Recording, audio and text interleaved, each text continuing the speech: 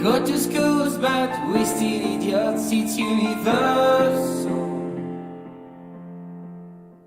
Don't break the rules, just follow the law, all in a circle. Oh baby, I'm proud of you, telling me why your hands are purple. Don't break the rules, just follow the law, all in a circle. You need to together to stay calm. We need some drugs, some drinks to give me a glass of gin. I know that together we'll be high. Tonight we'll be fine. You need to together to stay calm. We need some drugs, some drinks to give me a glass of gin. I know that together we'll be high.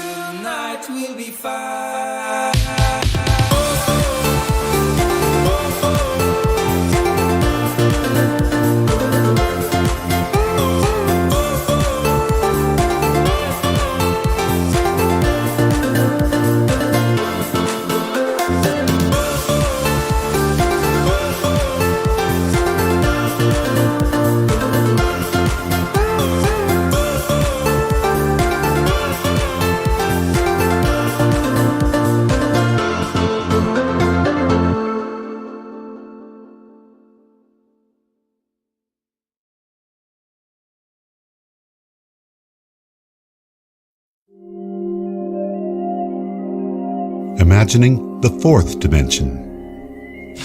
Here's where we start getting into some possible confusion because the same word can have many different meanings. When people say that time is the fourth dimension, what does that mean? The fourth dimension adds a way for the third dimension to change.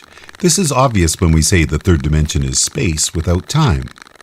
But the entropy-driven arrow of time that people associate with this concept is obviously not spatial because it behaves in ways that are different from the first three dimensions.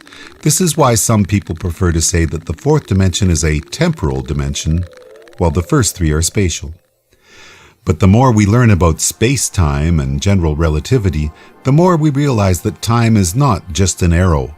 The fourth dimension stretches, it bends, and quantum entanglement shows that it's possible for particles to make instantaneous connections within it, even for there to be causality in time's reverse direction. And as mind-blowing as this may be to fathom, the accepted definition for antimatter is that it's matter which is moving backwards in time. This is why, with this project, I prefer to call the fourth dimension duration. I ask people to accept that time is a direction, not a dimension, in the same way that up or forward are directions rather than dimensions.